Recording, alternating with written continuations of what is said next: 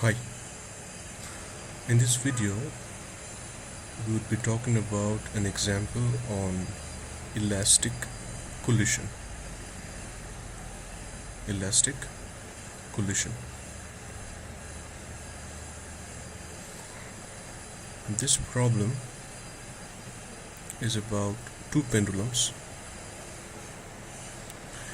Let me just read the problem statement at first and then we would move to the solution. Two metal spheres suspended by vertical cords initially just touch. Sphere 1 with mass m1 equals 30 gram is pulled to the left to height h1 equals 8 centimeter and then released from rest. After swinging down, it undergoes an elastic collision with sphere 2 whose mass m2 equals 75 gram. What is the velocity v1f of sphere 1 just after the collision? So what is going on is there are two spheres, sphere 1 and sphere 2. The mass of each sphere is given. Sphere 1 is pulled to height h1, which is also provided, and sphere 2 stays in this position at rest. So initially sphere 1 was here at some height h1 and initial sphere 2 was in this position at rest.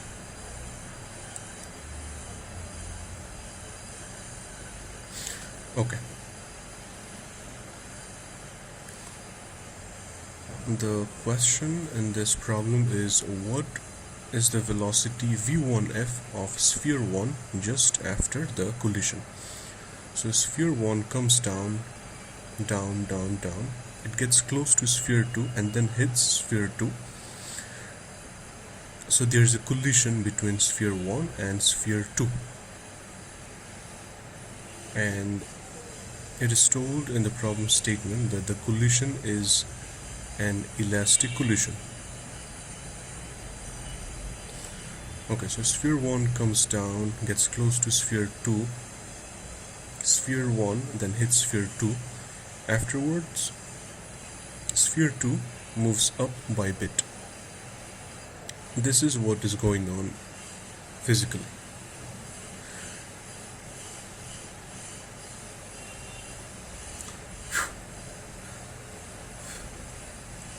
Sorry.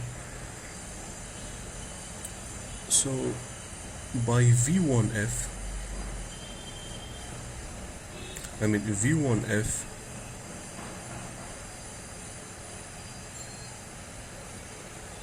refers to the velocity of sphere 1 after the collision. So sphere 1 comes down and hits sphere 2. Just after the collision, what exactly would be the velocity of sphere 1? That is what's meant by v1f. So v1f, I repeat, is the velocity of sphere 1 just after it hits sphere 2. So we need the velocity of sphere 1 just after the collision. Okay. As per the equations from the slides, so as you all know, we have discussed about elastic collisions in class. And if you go through the slides for the section elastic collision, then you would actually find this formula for v1f. So v1f equals m1 minus m2 by m1 plus m2 times v1i. v1i is the velocity of sphere 1 before the collision. So v1i is the speed of sphere 1 just before it hits sphere 2. So sphere 1 keeps on coming down, down, down. As it gets close to sphere 2, it would have some velocity. So v1I is the speed or velocity of sphere 1 just before it hits sphere 2. Okay, in this formula what we've noticed is we need m1, m2 and v1I. The values of m1 and m2 are already provided. All we need is v1I. So we should come up with a way to compute v1I. v1I can be found by conservation of mechanical energy. So we can apply conservation of mechanical energy and easily calculate v1I.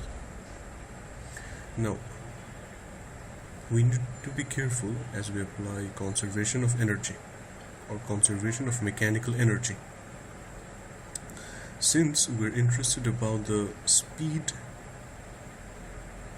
the velocity of sphere 1 before the collision, so we can actually apply this theory on sphere 1,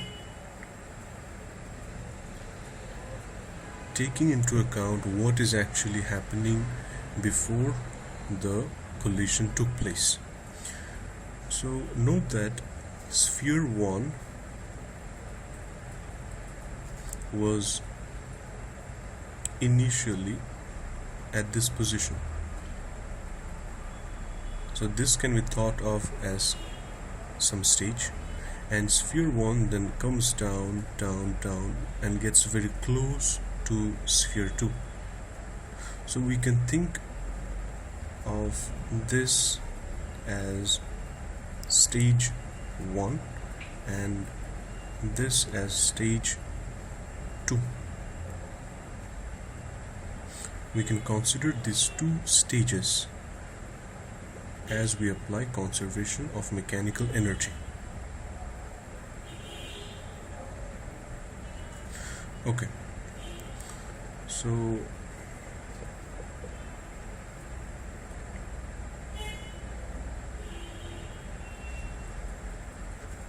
as we apply conservation of energy, we can actually write that Emec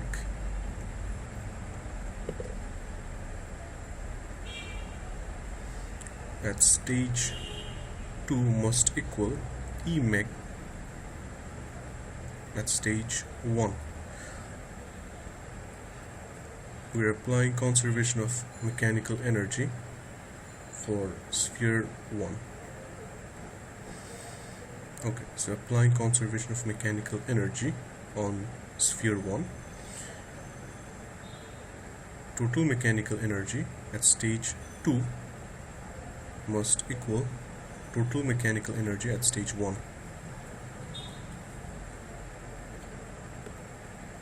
As you all know, Emec can be written as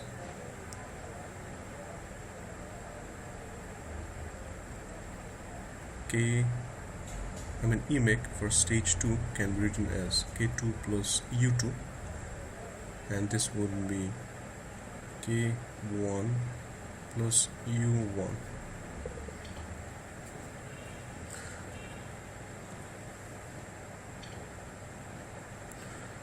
Okay.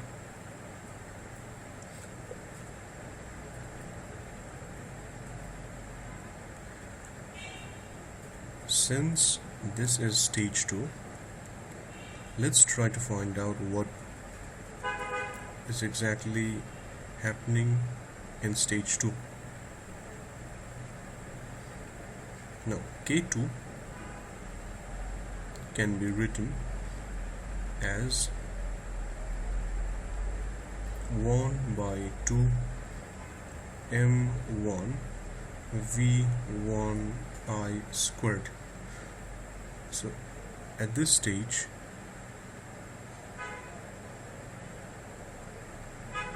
the speed of sphere 1 was v1I. Remember that this is the stage just before the collision. So the speed of sphere 1 at this stage would be v1I. So kinetic energy would be 1/2 m1 v1I squared. Plus we can consider this level as zero level. So potential energy would be 0. Now at stage 1, remember in the problem statement it was mentioned that sphere 1 was actually released from rest. That means the speed of sphere 1 at stage 1 was actually 0.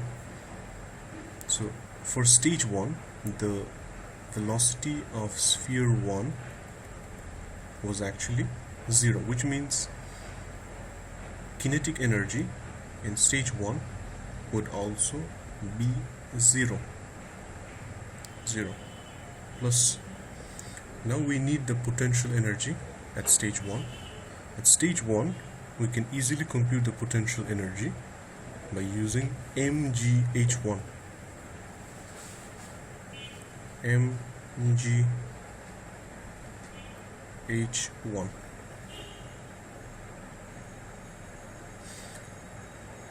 And this is what we have right here.